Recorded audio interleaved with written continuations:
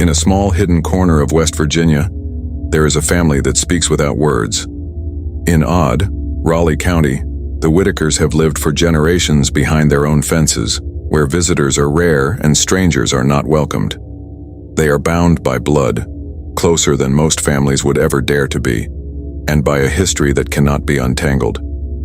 Theirs is a world of silence and glances, of gestures and half-remembered stories, where the past lingers in every shadow, and the present is measured in the slow passing of seasons. Here, the air is thick with the weight of things unspoken, and the land itself seems to hold its breath. Tell us where in the world you're listening from.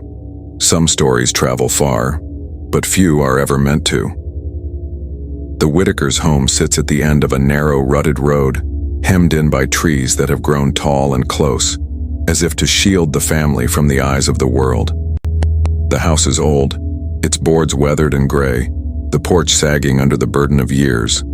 There are outbuildings too, scattered across the property, sheds and barns, their doors hanging askew, their windows clouded with dust. The yard is cluttered with the detritus of rural life. Rusted tools, broken furniture, the bones of old cars. It is a place that seems to have been forgotten by time, left to drift in its own slow current. For as long as anyone can remember, the Whitakers have kept to themselves. They do not attend church or town meetings. They do not shop in the stores of Beckley or mingle at the county fair. When they need something, they make do, or they send one of their own to barter quietly at the edge of town. Their neighbors, few and far between, have learned not to ask questions. The Whitakers' land is their own, and their lives are lived behind closed doors. Those who have ventured up the road to the Whitaker place, delivery men, census takers, the occasional lost traveler, speak of a silence that settles over the property like a heavy fog. The family does not greet visitors with words. Instead, they watch from the shadows, their eyes wary and unblinking. Sometimes a figure will appear on the porch, arms crossed, mouth set in a hard line. Other times, there is only the sense of being observed, of unseen faces peering from behind curtains or through cracks in the walls. It is not hostility exactly that keeps outsiders at bay. It is something older, deeper, a reluctance born of generations spent apart, of secrets kept and stories left untold. The Whitakers have learned that the world beyond their fences is not always kind, and so they have turned inward, drawing their circle tight.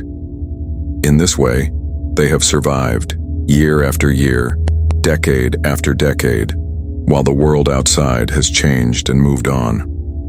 The first quiet observations made by those who came to the Whitaker property are always the same.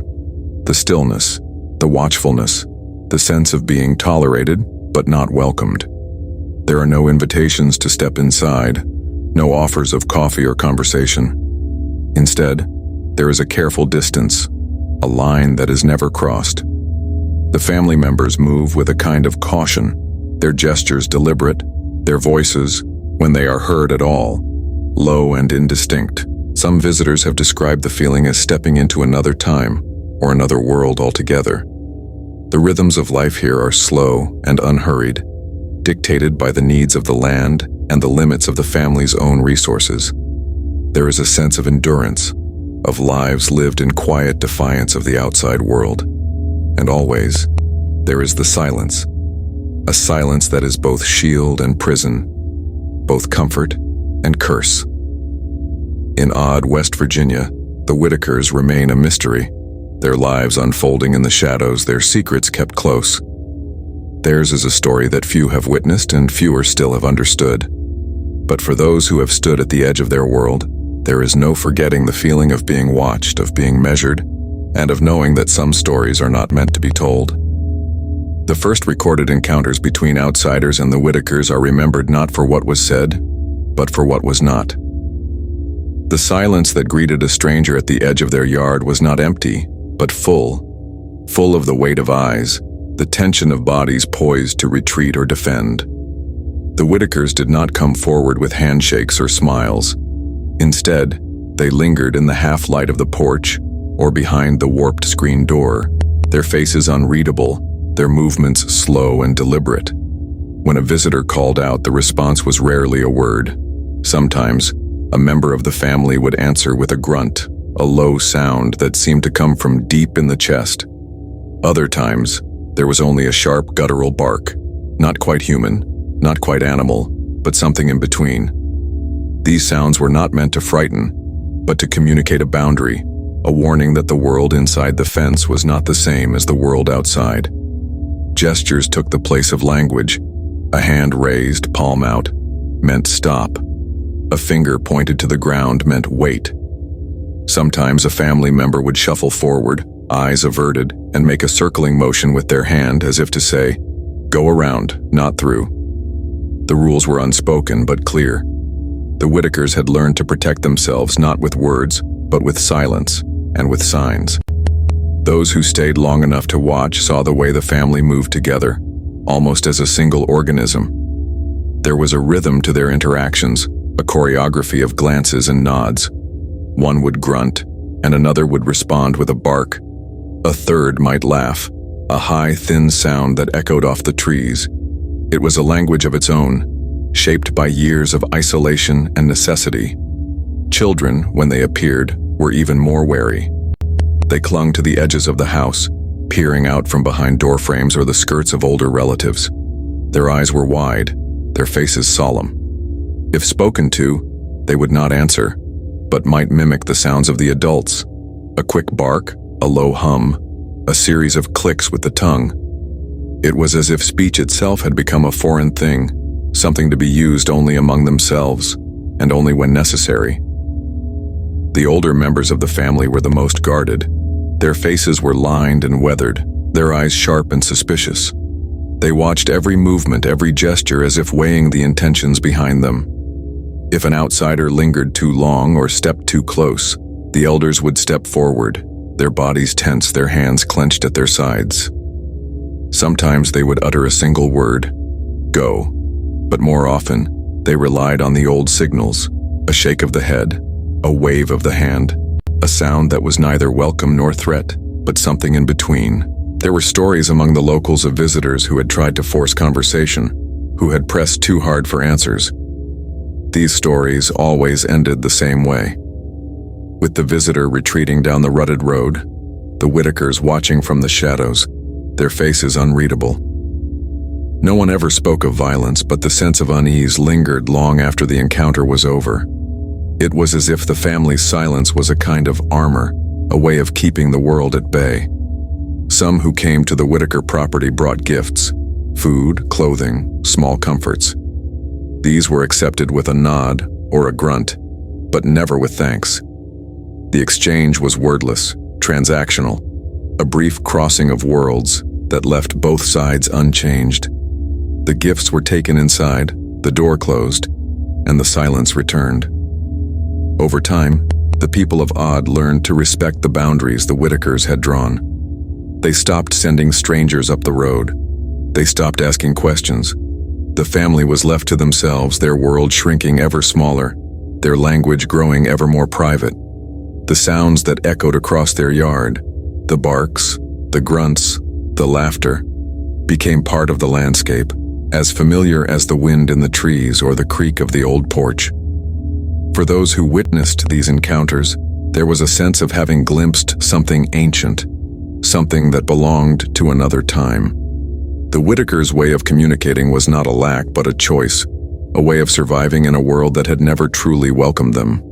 Their silence was not emptiness, but a language all its own, shaped by the long years of isolation and the need to keep their secrets safe. In Odd, the story of the Whitakers is not told in full voices, but in whispers that drift from porch to porch, carried on the wind and the hush of dusk. The family's isolation is not just a matter of geography, but of blood, a truth that is spoken quietly, if at all, among those who have lived longest in the hills. Generational inbreeding is not a rumor here, but a whispered explanation, a way to make sense of the Whitakers' strangeness without ever speaking their names too loudly. The hills of Raleigh County have always been a place apart, a patchwork of hollows and ridges where families settled and stayed, sometimes for centuries. The Whitakers' land, hemmed in by forest and creek, was once a small farmstead, passed from parent to child, cousin to cousin, until the lines blurred and the world outside seemed to fade away. In the earliest county records, the same surnames appear again and again, tangled together in marriage and birth, in death and inheritance. The Whitakers were not the only family to keep to themselves, but over time, their circle grew tighter than most. By the late 1800s, the Whitakers had become a family apart. The Civil War had come and gone, leaving scars on the land and the people. But the Whitakers remained, their roots sinking deeper into the soil. The nearest neighbors were miles away, and the roads that led to Odd were little more than muddy tracks, impassable in winter, choked with dust in summer. The world beyond the hills was changing. Railroads, coal mines, new towns rising and falling. But the Whitakers' world stayed the same. It was in this isolation that the family's bloodlines began to twist back on themselves. Cousins married cousins, sometimes out of necessity, sometimes out of fear of outsiders. The old stories say that the family was once larger, that there were brothers and sisters who left for Ohio or Kentucky, but most stayed. Over time, the family tree grew dense and tangled, its branches looping back, its roots knotted deep in the red clay. The people of Odd did not speak of these things openly. To name them was to invite shame, to risk the anger of a family that had always kept its own counsel. Instead, the truth was passed in fragments, a knowing glance, a half-finished sentence, a story told in the hush of night. They keep to themselves, the old men would say, rocking on their porches, eyes fixed on the distant hills. Always have. The women, hanging laundry or shelling beans, would nod and say nothing, but their silence was heavy with understanding. For the Whitakers, the world outside their fences was a place of danger and judgment. They had learned over generations that outsiders brought questions, and questions brought pain. The family's reluctance to speak, their strange ways of communicating, were not just habits but defenses, ways of keeping the world at arm's length, of protecting themselves from the gaze of those who would not understand. The children grew up knowing little of the world beyond their land. They learned to read the weather in the shape of the clouds, to find their way by the bend of the creek, to trust only those who shared their blood. The old ones taught them the family's history, not in words but in gestures and silences, in the careful way they moved through the world. The past was not something to be spoken of, but something to be carried, heavy and unyielding. As the years passed, the Whitakers became a legend in Odd, a story told to children who wandered too close to the edge of the woods. "Don't go up there," the mothers would warn. "That's Whitaker land." The children would nod, wide-eyed, and hurry home before dark. The family's isolation became a kind of myth, a boundary that could not be crossed. But for those who lived nearby, the truth was more complicated. The Whitakers were not monsters or ghosts, but people. People shaped by the land, by history, by choices made long ago. Their strangeness was not a curse, but a consequence, the result of years spent apart, of bloodlines that had nowhere else to go. The family's silence, their reluctance to speak, was not just a habit but a shield, a way of surviving in a world that had never truly welcomed them. In Odd, the story of the Whitakers is not told in full, but in fragments. A name in an old ledger, a face glimpsed at the edge of the woods, a sound carried on the wind. The truth is there, if you know how to listen. A family bound by blood, by silence, and by the long, slow weight of history. The earliest known photographs of the Whitakers are not portraits in the traditional sense. They are glimpses, moments caught in the uncertain light of a West Virginia afternoon, faces half-turned, eyes wary. The images are grainy, the colors faded by time and the slow decay of memory. Yet in these photographs something essential lingers. The way the family holds itself, the way they seem both present and distant, aware of the camera but untouched by its gaze. In one photograph, a group of Whitaker children stands in the yard, their feet bare, their clothes patched and worn. The oldest boy, perhaps 12 or 13, stands at the front, his arms crossed over his chest, his jaw set in a stubborn line. His eyes do not meet the camera but look past it as if searching for something just out of sight. Behind him, a younger girl clings to her brother's shirt, her face half hidden, her expression unreadable. The other children cluster together, their bodies angled away from the lens, their hands fidgeting with the hems of their shirts or the strings of their shoes. There is a stillness in these images, a sense of waiting. The family does not pose or smile. They do not perform for the camera, but endure it, as they have endured so many other intrusions from the outside world. The adults stand at the edges of the frame, their faces lined and weathered, their eyes shadowed by suspicion. One woman, her hair pulled back tight, stands with her arms folded, her mouth pressed into a thin line. She watches the photographer with a look that is neither welcome nor hostility, but something in between, a kind of resignation, as if she has learned that the world will always be watching, always judging. In another photograph, the family is gathered on the porch, the boards sagging beneath their weight. The men sit on the steps, their hands resting on their knees, their faces turned away from the camera. The women stand behind them, their bodies close, their eyes fixed on some distant point. There is a sense of unity in their posture, a closeness that is almost physical. They lean into one another, their shoulders touching, their hands brushing against arms and backs. It is a closeness born not just of blood, but of necessity, a way of holding the world at bay. The children in these early photographs are always watchful. Their eyes are wide, their mouths closed. Some look directly at the camera, their gazes unflinching, while others glance away, their attention caught by something unseen. There is a gravity to their expressions, a seriousness that seems out of place on such young faces. It is as if they have already learned the lessons of silence and secrecy, as if they carry the weight of their family's history in the set of their jaws and the tension in their shoulders. The body language of the Whitakers in these images is telling. They do not reach out to the photographer, do not invite the viewer into their world. Instead, they draw inward, their arms crossed, their bodies angled away. There is a sense of containment, of boundaries that are both physical and emotional. The family is together, but apart from the world, their unity, a kind of fortress. Yet for all their wariness, there is no shame in their faces. The Whitakers do not hide from the camera, nor do they seek its approval.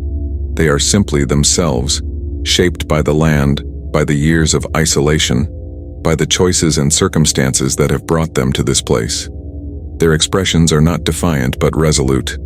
They have learned to endure, to persist, to carry on in the face of curiosity and judgment. The earliest written records echo the same sense of distance.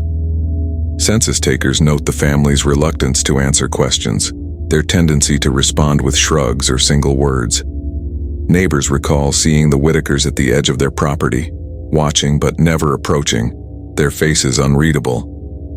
The family's presence is felt more than seen, their story told in the spaces between words, in the silences that stretch out across the years. In these photographs and records, the Whitakers are both known and unknowable. Their faces are familiar to those who have lived in Odd all their lives, yet their inner world remains closed, their secrets kept close. The images capture only the surface, the set of a jaw, the angle of a shoulder, the shadow of a glance. The true story lies deeper, in the long silences, the careful gestures, the unspoken bonds that tie the family together. To look at these early photographs is to glimpse a world apart, a family shaped by forces both seen and unseen. The Whitakers endure the gaze of the camera as they have endured the gaze of the world, with silence, with unity, and with a quiet, haunting strength that lingers long after the image has faded.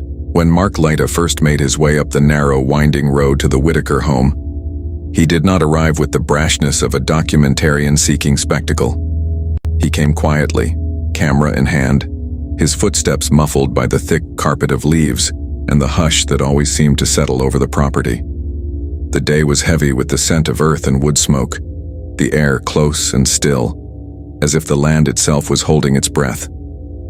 Before he was seen, he heard them. The sounds drifted through the trees, Not voices, but a series of low, guttural noises, punctuated by sharp barks and the occasional high-pitched laugh.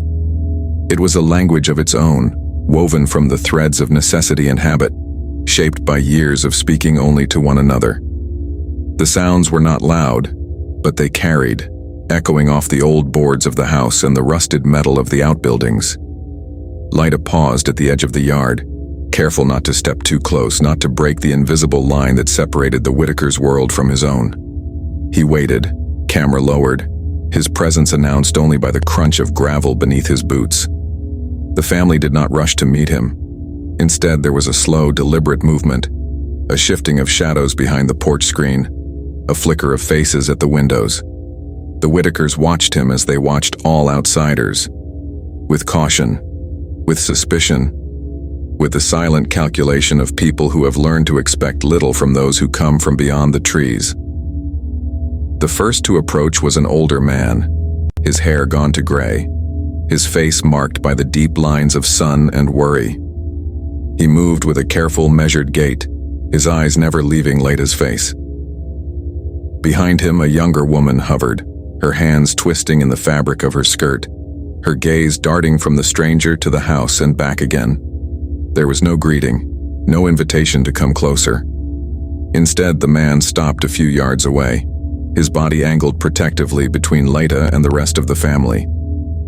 Laita raised a hand in greeting, his voice soft, his words few. He explained who he was, why he had come, but the words seemed to hang in the air, unanswered.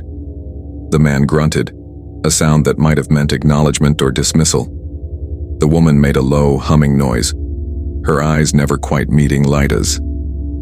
From the porch, another figure appeared, a boy perhaps in his late teens, his posture tense, his hands balled into fists at his sides. He barked, a sharp, abrupt sound, and the others echoed him, a chorus of noises that filled the space between them. It was not hostility, but a kind of ritual, a way of establishing boundaries, of making clear that the rules here were not the same as elsewhere.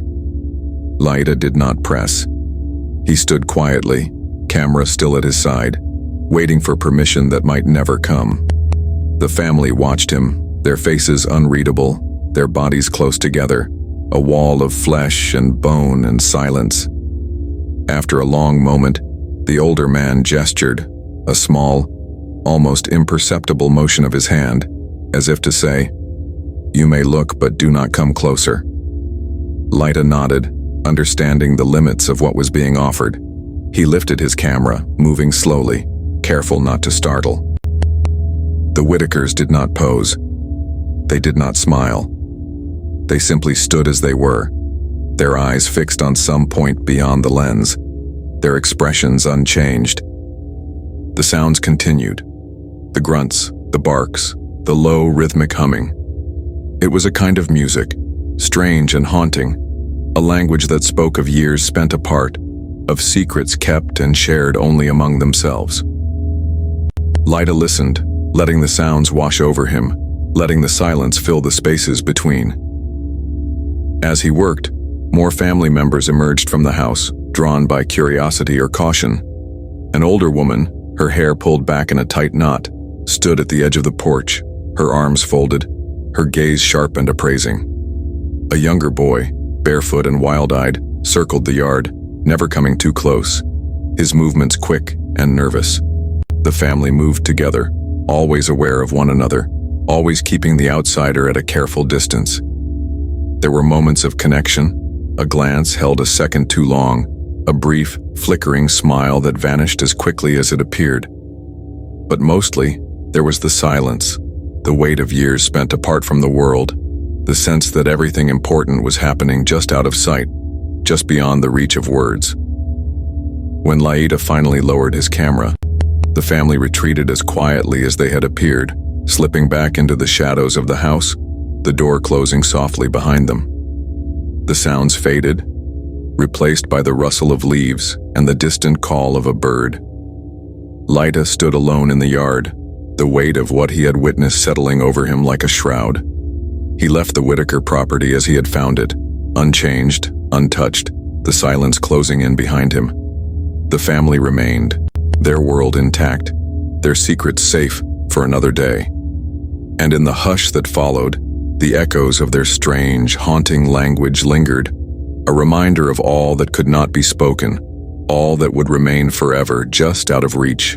When Mark Laita's photographs and documentary of the Whitaker family were released, the world beyond Odd, West Virginia, was forced to reckon with a reality that had, until then, existed only in rumor and shadow. The images spread quickly, carried by the invisible currents of the internet, reaching living rooms and offices, city apartments and rural homes. For many, it was the first time they had seen faces like these, faces marked by the long inheritance of isolation, by the weight of generations spent apart. The initial reaction was shock. Viewers stared at the screen, searching the Whitakers' expressions for something familiar, something that might bridge the distance between their world and ours.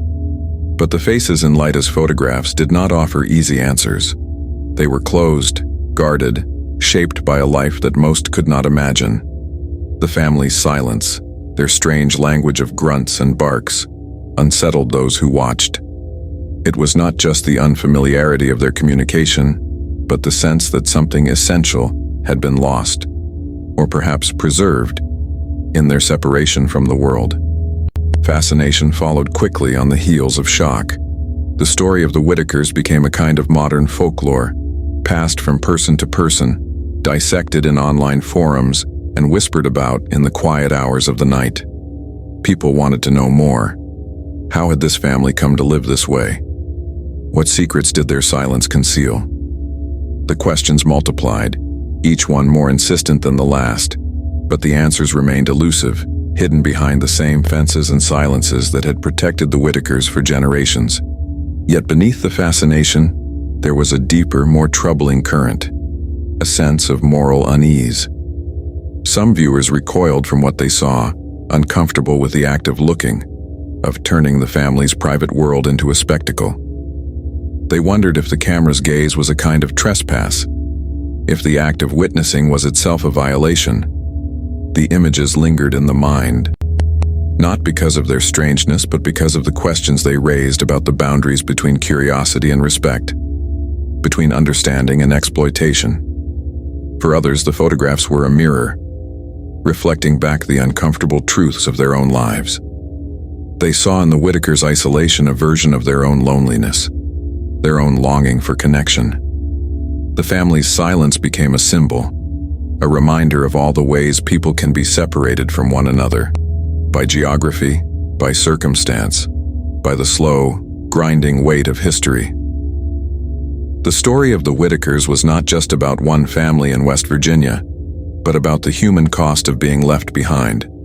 There were those who responded with empathy, who saw in the Whitakers not a curiosity, but a family doing what they could to survive. They recognized the dignity in the way the family held themselves, the strength in their silence. These viewers spoke quietly, urging others to look beyond the surface, to see the people behind the photographs, to remember that every life is shaped by forces both seen and unseen. But there were also those who could not look away from the spectacle, who shared the images without thought, who turned the family's pain into a kind of entertainment. The internet, with its endless appetite for the strange and the shocking, devoured the story, stripping it of context, of nuance, of humanity. The Whitakers became a meme, a shorthand for all that is odd and unknowable in the world. In Odd, the family remained largely unaware of the storm their images had unleashed. The road to their home was no busier than before. The silence around their house was as deep as ever. But for those who had seen the photographs, who had watched the documentary, the Whitakers became a presence, a reminder that there are still places in the world where the past lingers, where secrets are kept, where silence is both shield and burden. The release of Laita's work did not change the Whitakers, nor did it answer the questions that had haunted their story for generations. Instead, it cast a light into the shadows, revealing not just the family, but the world's own hunger for stories that are both strange and true. The unease that followed was not just about the Whitakers, but about the act of looking itself, about what it means to witness, to wonder, and to walk away, knowing that some silences can never be broken. Isolation, when it endures for generations, becomes more than a circumstance. It becomes a presence, a silent companion that shapes every gesture, every habit, every line etched into a face. In the Whitaker family, the weight of this isolation is visible not only in the way they keep to themselves, but in the very fabric of their lives. In the slow, careful way they move through the world, in the guarded glances they share, in the language that has grown up between them like a hedge of thorns. The land around their home is quiet, but it is not empty. It holds the memory of all those who have come before, of ancestors who chose, or were forced, to turn away from the world outside. The trees that crowd close to the house, the creek that winds through the property, the fields gone to seed, all of it bears witness to the long years of separation. The Whitakers' faces, too, are marked by this history.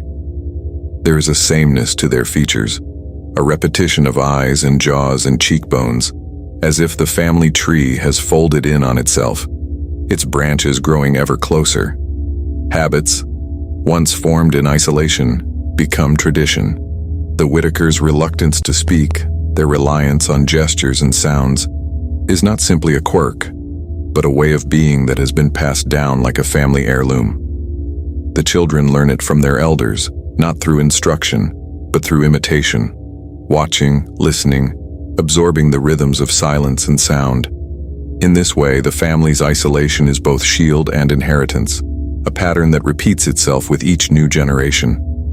The cost of this separation is not always visible, but it is felt. It is there in the hesitance with which the Whitakers meet the eyes of outsiders, in the way their bodies tense at the approach of a stranger. It is there in the stories that are never told, in the questions that are never asked, in the long silences that stretch out across the years. The world beyond their fences is a place of uncertainty, of judgment, of pain. Within the boundaries of their land, there is safety, but also a kind of sorrow, a sense of all that has been lost or never known. Yet there is also a quiet resilience in the Whitakers, a strength that comes from enduring together. Their closeness is not just a matter of blood, but of necessity. They rely on one another, not only for survival, but for comfort, for understanding, for the small moments of connection that make life bearable. In their world, every gesture carries meaning, every glance is a conversation, every shared silence is a bond. The outside world, with its noise and its questions, cannot easily penetrate this circle. The Whitakers have learned to meet curiosity with silence, to answer judgment with indifference. They do not seek pity, nor do they invite intrusion. Their lives are their own, shaped by forces that few can understand. Theirs is a story of endurance, of adaptation, of finding ways to survive in a world that has always been just out of reach. For those who look in from the outside, it is easy to see only the strangeness, the difference, the things that set the Whitakers apart. But to do so is to miss the deeper truth, that isolation, for all its costs, is also a form of protection, a way of holding on to something that might otherwise be lost. The family's habits, their silences, their closeness, these are not just the marks of separation, but the signs of a life lived on its own terms. In odd, West Virginia, the Whitakers remain a mystery, their world closed to all but a few. The weight of their isolation is heavy, but it is also theirs to bear. And in the quiet of their home, in the slow passing of days, there is a kind of peace, a peace that comes from knowing who you are, and from holding fast to the bonds that tie you to the land, to the past, and to one another. In odd, the fences still stand. The Whitakers still live behind them, and beyond the edges of their land, the world speaks of them without truly knowing them.